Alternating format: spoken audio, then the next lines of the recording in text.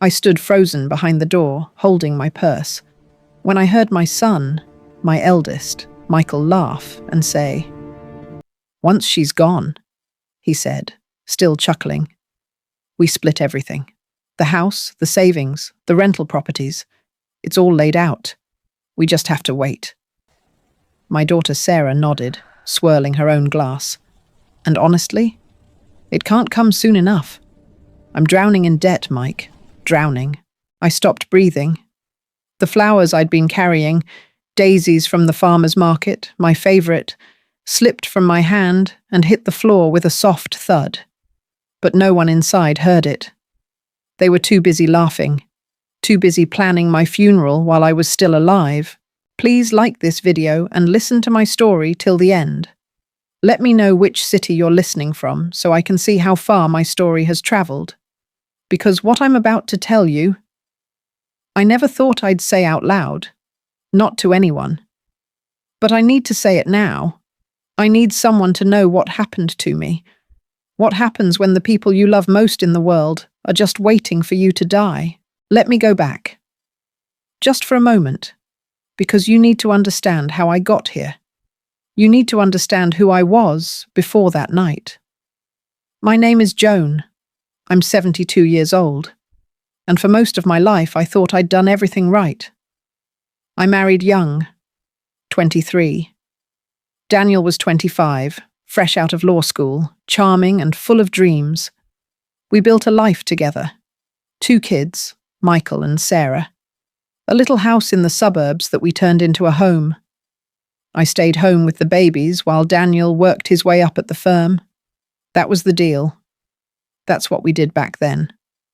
But here's the thing. No one tells you. Staying at home doesn't mean you're not working. I raised my children while keeping the household clean. I did the grocery shopping, the doctor's appointments, the school fundraisers, the birthday parties, the late-night fevers, the teenage heartbreaks. I did all of it. And I did it with love. With everything I had. When Daniel died, 10 years ago now, I thought the hardest part of my life was over.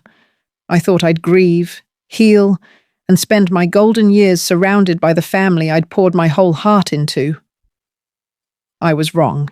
After Daniel passed, I was left with more than just grief. I was left with money. A lot of it. Daniel had been smart with investments. We owned our home outright. We had 2 rental properties, one in the city, one near the college campus. We had savings, retirement accounts, life insurance. I wasn't rich, not by billionaire standards, but I was comfortable. Very comfortable. And suddenly, everyone knew it. At first it was small things, Michael calling more often. "Just checking in, Mom. How are you feeling?" Sarah stopping by with her kids, staying for dinner, asking if I needed help with anything. I thought they were being sweet. I thought they were worried about me being alone. But then the requests started. Michael needed help with a down payment on a bigger house. "Just a loan, Mum. I'll pay you back." Sarah's husband lost his job, and suddenly their credit card debt was my problem too. "We're family, Mum. Don't forget you said we should always look out for each other." And I did help. I gave Michael $40,000. I gave Sarah $30,000. I paid for my grandson's braces. I paid for my granddaughter's dance camp.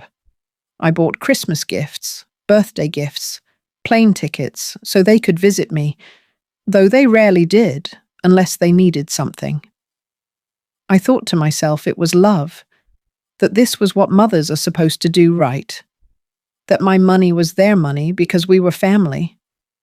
But deep down, in a place I didn't want to look, I knew something was changing. They didn't ask how I was anymore. They asked how much I had. The surprise party was Sarah's idea. She called me 2 weeks before my 72nd birthday, voice bright and cheerful. "Mum, we want to do something special for you this year. A real celebration. You've been through so much, and we just want to show you how much we love you. I cried when she said that. I actually cried because for the first time in years, I felt like maybe I'd been wrong. Maybe they did care. Maybe I'd been too harsh, too suspicious. "That sounds wonderful, sweetheart," I said, wiping my eyes. "Thank you." "Of course, Mom. You deserve it. She told me to be home by 6 on Saturday. She'd take care of everything." I spent the whole week feeling lighter, happier. I even went out and bought a new dress, a soft lavender one with lace sleeves. I wanted to look nice. I wanted them to be proud of me. Saturday came. I'd been out running errands, picking up those daisies, stopping by the pharmacy, taking my time because I didn't want to get home too early and ruin the surprise. By the time I pulled into my driveway, it was 5:45. I walked up to the door, flowers in hand, heart full of anticipation. And that's when I heard them. The door was cracked open. Just slightly. Someone must have gone outside to bring in more chairs or decorations and hadn't closed it all the way. I reached for the handle, about to push it open and call out, "I'm home," when I heard Michael's voice. "Mom's been talking about updating her will again." I froze. Sarah groaned. "God, not this again. What does she want to change now?" She mentioned something about leaving part of the estate to some charity, some women's shelter or something. "Are you kidding me?" Sarah's voice went sharp, angry. "We've been taking care of her for years, and she wants to give our inheritance to strangers?" Michael laughed. It was a cold sound. "Relax. She's not going to do it. She's too sentimental. She'll leave everything to us like she's supposed to."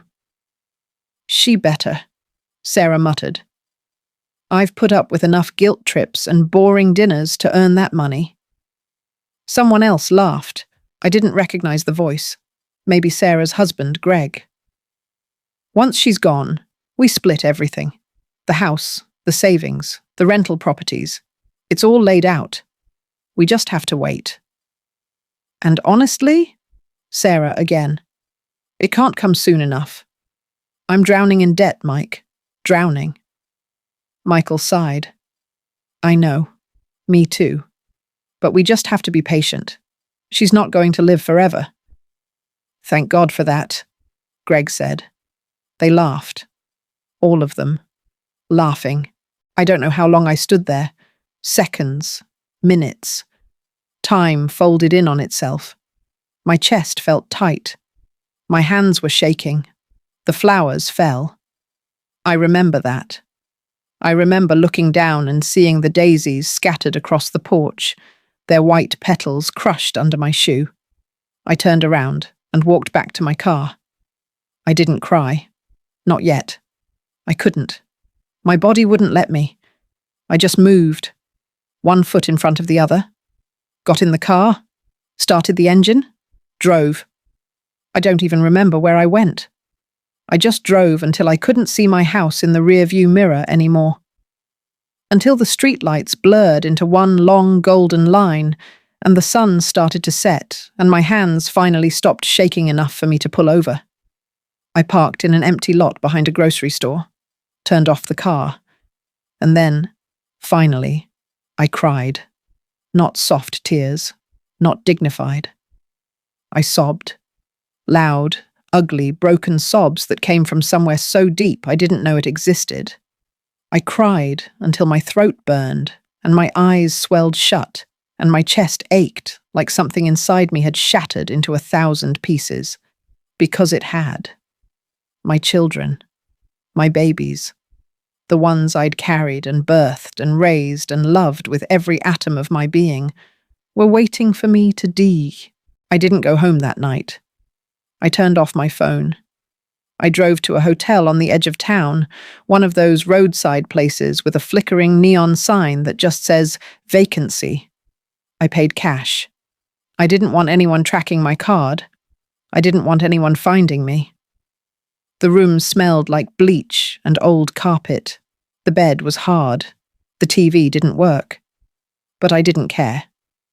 I sat on the edge of that bed in my new lavender dress and stared at the wall until the sun came up. I kept replaying it, over and over. Their voices, their laughter, the casual cruelty of it. It can't come soon enough. Thank God for that. When did it happen? When did I stop being their mother and become an obstacle? Awaiting inheritance? I thought about every moment I'd sacrificed for them. Every time I'd put them first. The promotion I'd turned down because Michael had the flu and couldn't go to daycare. The pottery class I'd quit because Sarah needed someone to drive her to volleyball practice. The friends I'd drifted away from because being a mother was my whole identity, my whole purpose. And this was my reward. This was what I got for loving them completely. They wanted me gone.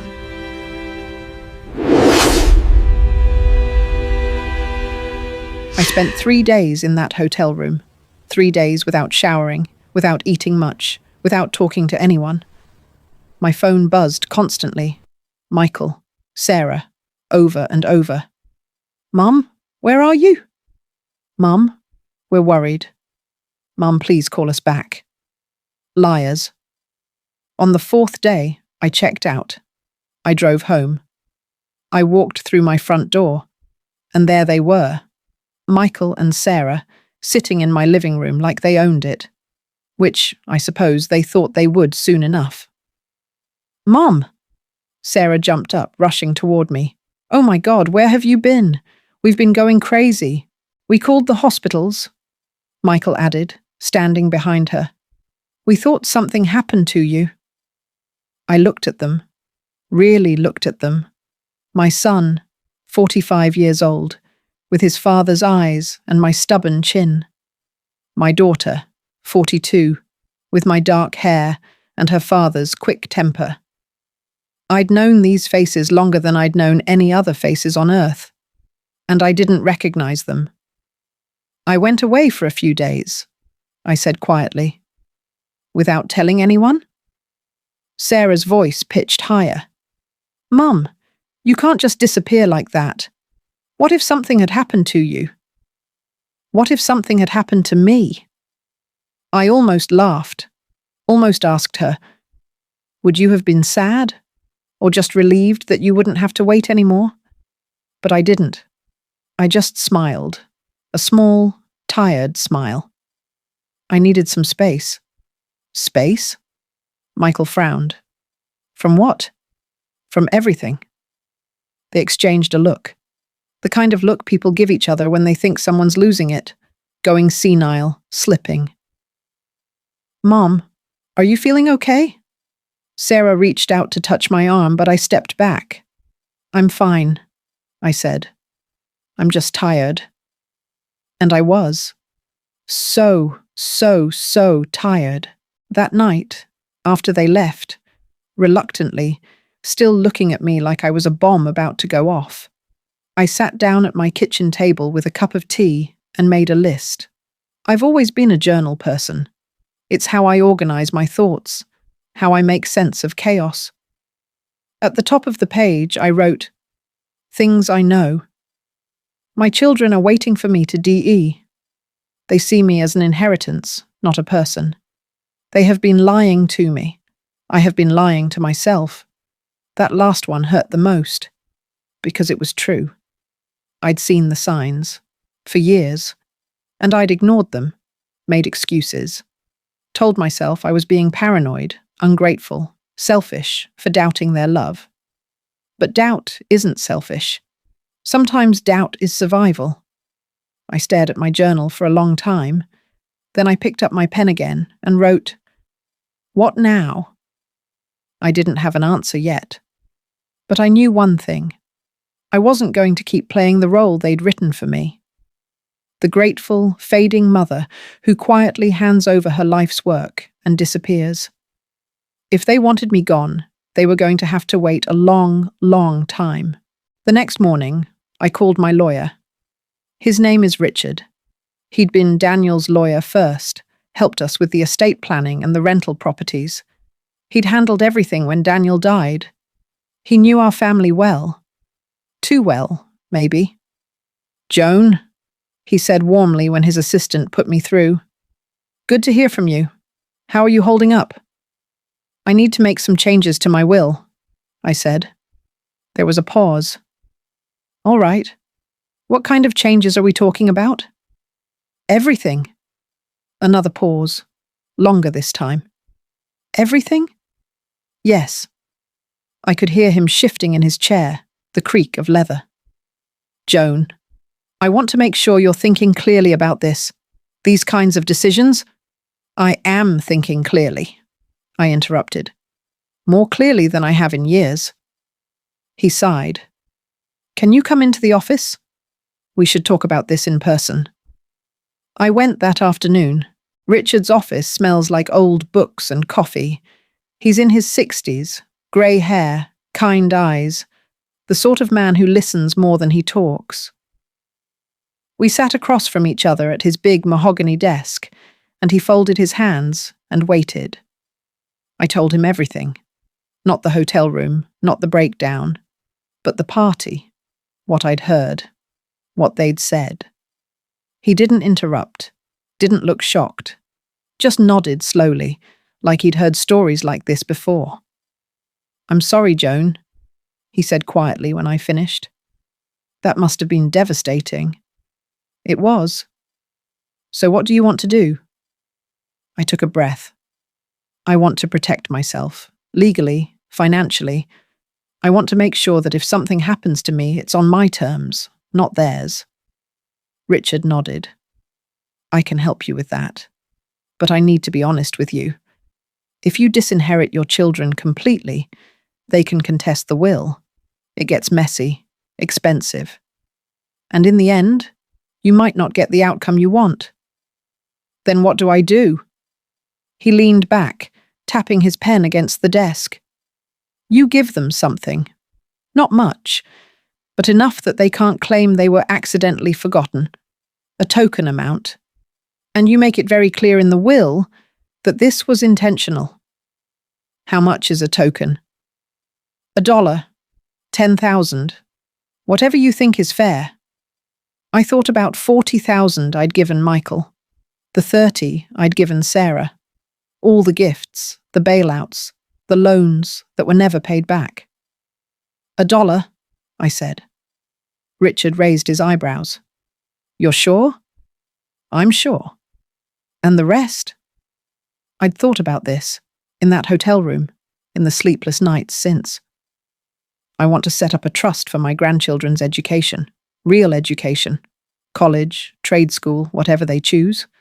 I want it managed by someone independent, someone they can't pressure or manipulate." "That's smart." "And the rest." I paused. "I want to donate it. Women's shelters for elderly abuse prevention programs.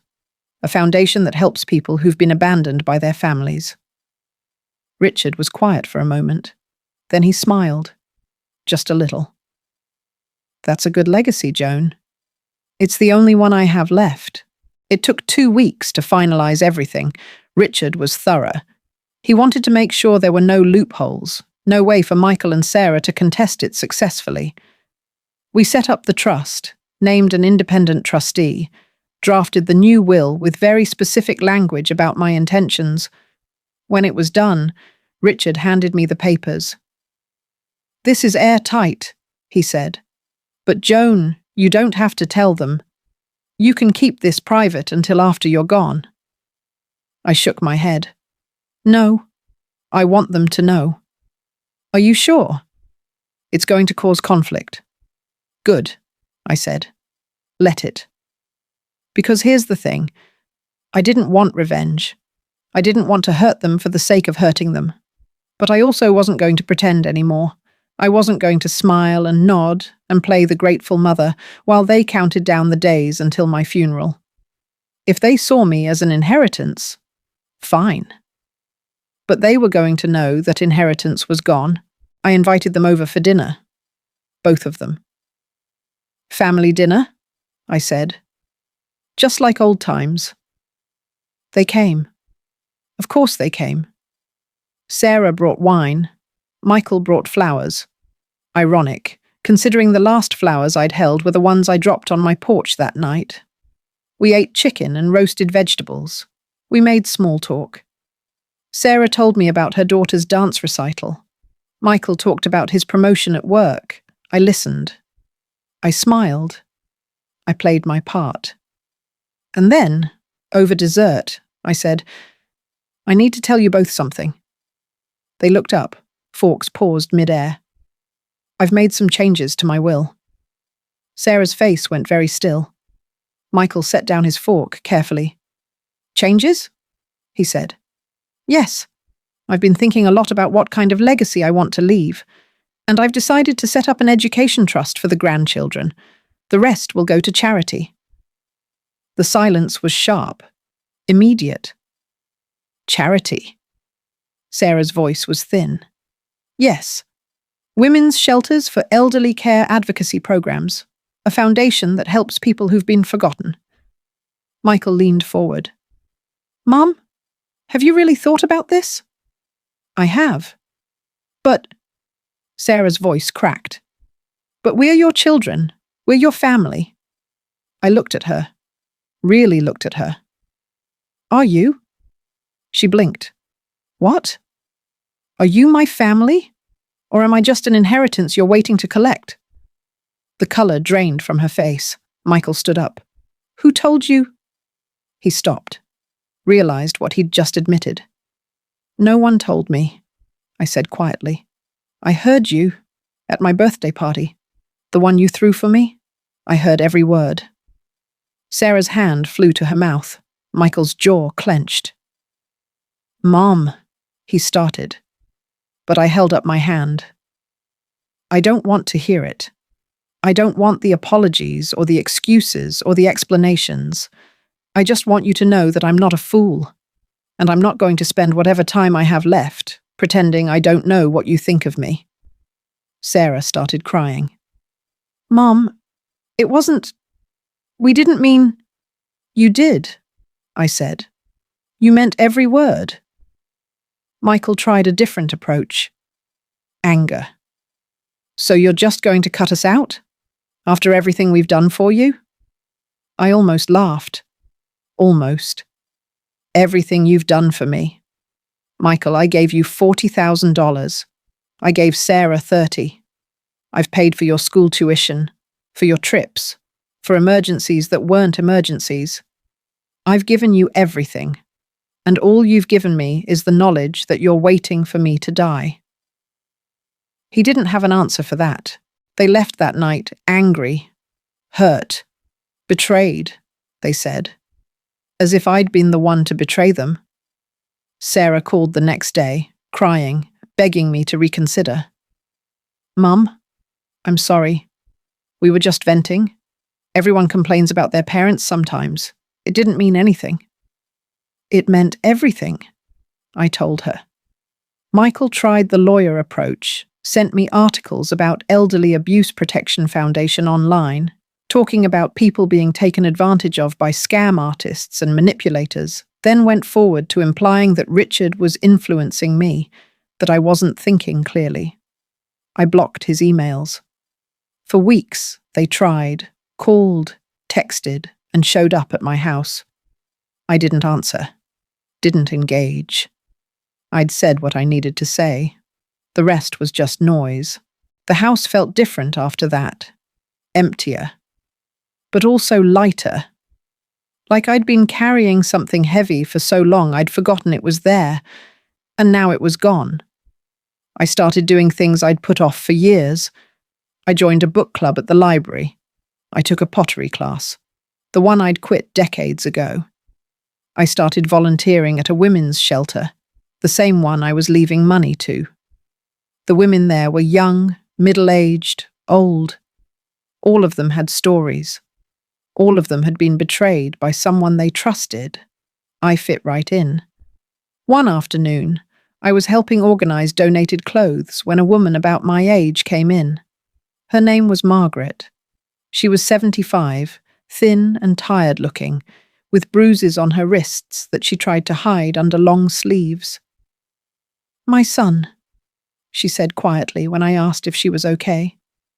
"He's been taking my social security checks, says he's managing my money for me.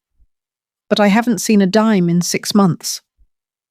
I sat down next to her, held her hand.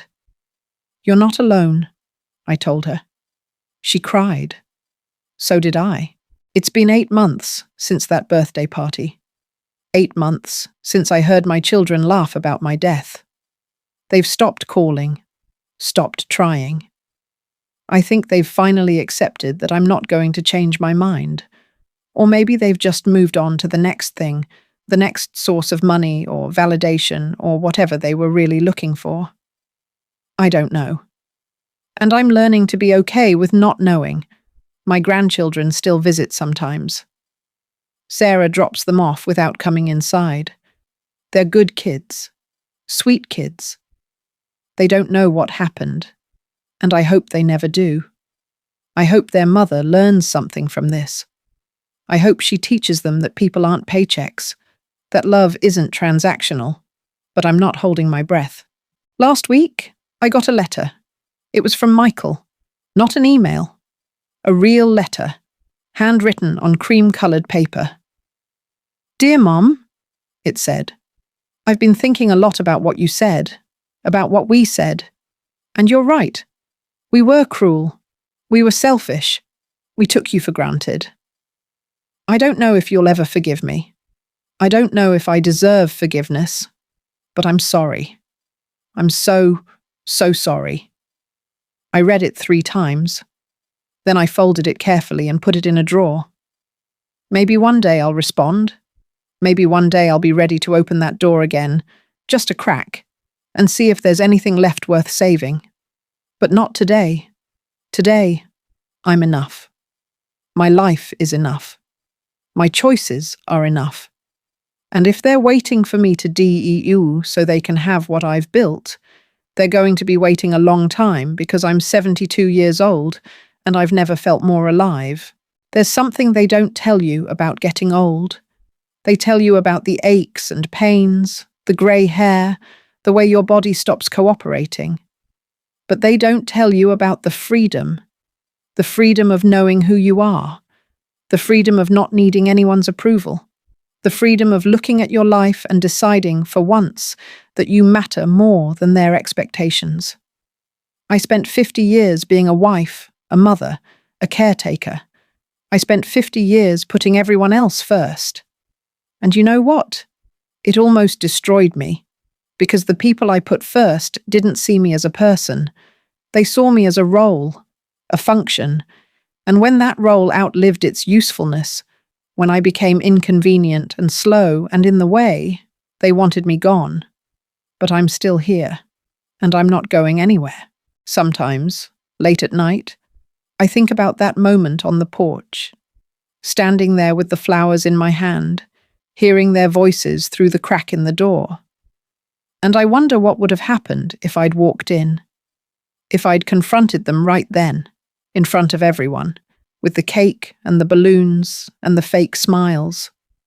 Would they have denied it? Probably. Would they have made excuses? Definitely. Would anything have changed? I don't think so.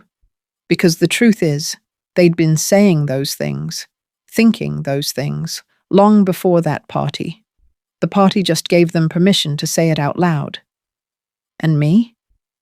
I'd been ignoring it long before that night. All the little signs. The way they only called when they needed something. The way they talked about my house like it was already theirs. When you're gone, Mum, I'm going to renovate the kitchen. When you're gone, I'm going to sell those rental properties and finally pay off my debt. When you're gone. Not if. When. Like my death was an inevitability they were planning for. A business transaction. A problem that would solve itself if they just waited long enough. I think about my mother sometimes. She died when I was 40. Cancer. It was fast and brutal, and I held her hand through all of it.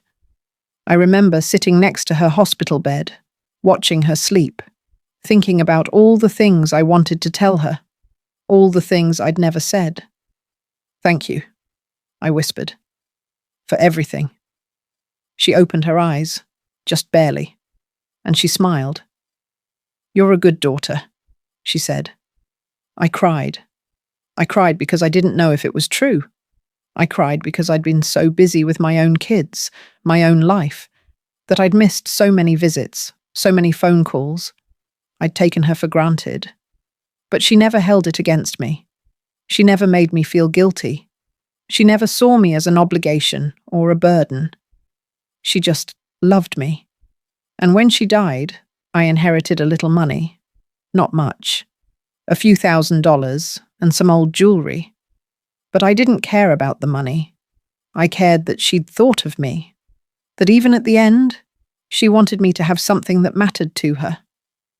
I wore her wedding ring on a chain around my neck for years. I still have it. I'll probably be buried with it. That's what inheritance should be.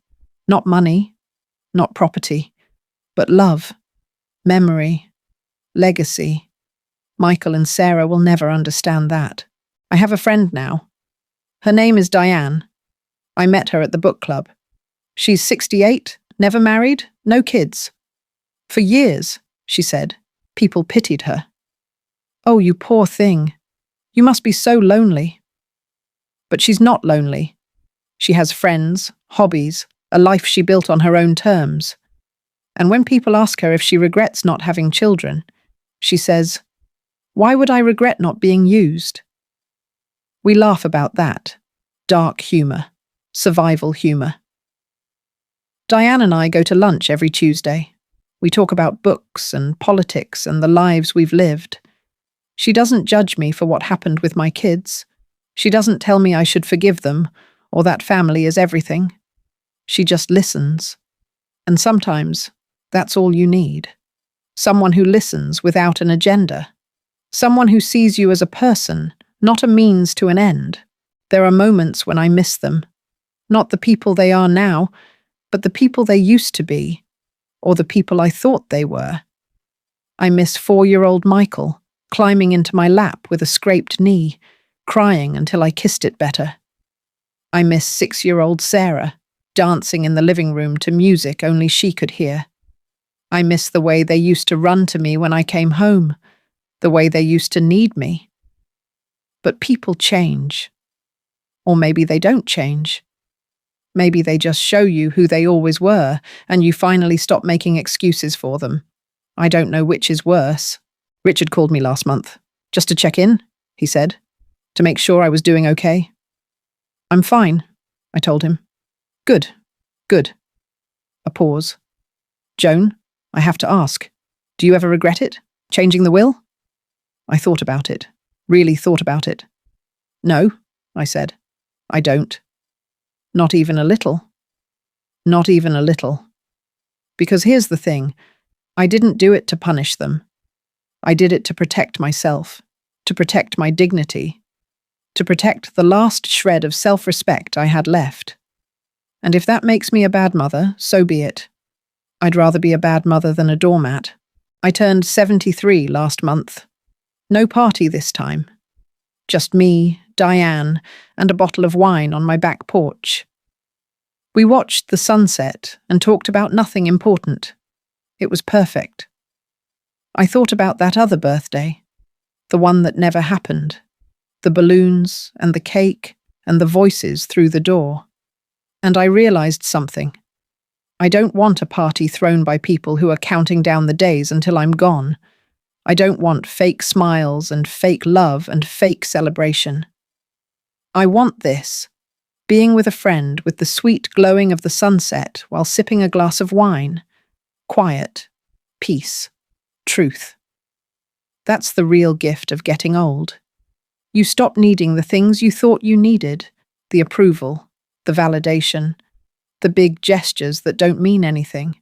You start wanting the small things, the true things. And if that means being alone, so be it. I'd rather be alone and whole than surrounded and hollow. I've been writing letters lately. not to send, just to write. Letters to Michael and Sarah. Letters to my younger self. Letters to Daniel. In one of them, I wrote, "I'm sorry I didn't protect you. I'm sorry I let them take and take and take until there was nothing left." I was talking to myself. Because that's what happened. I let them drain me dry because I thought that's what love was. Sacrifice, selflessness, giving until you disappear. But love isn't supposed to erase you. It's supposed to make you more yourself, more whole, more real. I know that now. I wish I'd known it 50 years ago. There's a woman at the shelter I volunteer at. Her name is Rose. She's 81 years old. She came in 3 months ago after her grandson, took her savings and left her with nothing. She'd been living in her car, 81 years old, sleeping in a car. I sat with her the first night, made her tea, helped her fill out paperwork, and she kept apologizing. "I'm so stupid," she said. "I should have known better. I should have seen it coming." "No," I told her. "You're not stupid. You loved him. That's not stupid." She cried. I did too. Because I understood. I understood the way love makes you blind. The way you convince yourself that this time will be different, that they've changed, that they care. Until you're standing on a porch holding flowers, listening to them laugh about your death. My lawyer called me yesterday. Someone's been asking questions. Michael, he thinks, trying to find out what I changed, trying to see if there's a loophole. "Should I be worried?" I asked. "No," Richard said. "It's airtight, but it tells me he's not letting this go."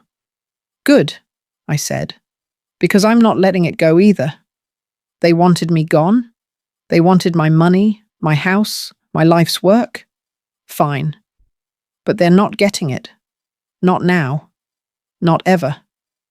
And every day I wake up is another day they have to wait. Every day I wake up is a victory. I think the hardest part isn't the betrayal. It's the loneliness. Not the being alone kind of loneliness. I'm good at being alone. I've learned to like it, even. It's the knowing no one really knew you kind of loneliness. I gave my whole life to my children, my whole self. And they never saw me. They saw Mum. They saw roles and functions and obligations. But they never saw Joan, the woman who wanted to be a painter but gave it up because there was no time. The woman who loved thunderstorms and old jazz records and terrible detective novels. The woman who was terrified of dying alone, but even more terrified of dying surrounded by people who were just waiting for it to happen. They never asked. They never wondered. They never cared. And that's the loneliness that stays with you. The loneliness of being invisible to the people who should have seen you most clearly. But here's what I've learned. You can't make people see you. You can't force them to care. You can't love them into loving you back. All you can do is see yourself. Care about yourself. Love yourself enough to walk away when staying means disappearing. And that's what I did. I walked away. And I'm still walking. There's a tree in my backyard. An old oak. Daniel and I planted it when we first moved in, 47 years ago. It was just a sapling then, thin and fragile. I didn't think it would survive the first winter, but it did. It survived. It grew. And now it's massive, strong. Its roots go deep into the earth. Its branches reach up to the sky. I sit under that tree sometimes, in the shade, and I think about how long it takes to grow something real, how much patience it requires, how much faith. I gave my children 45 years. I planted them. I watered them. I tended to them through every storm. And they grew. They survived. But they didn't grow into the people I thought they'd be. They grew into strangers. And that tree I planted with Daniel all those years ago, It's still here, strong, beautiful, unchanged. Maybe that's the lesson. Maybe. If this resonates, share this video, leave a comment, tell me what you are going to do differently. Subscribe because I have more stories about my life experiences and lessons to share. And life doesn't give us unlimited chances. Time is moving. Be honest. If you were in my shoes, how would you have handled this?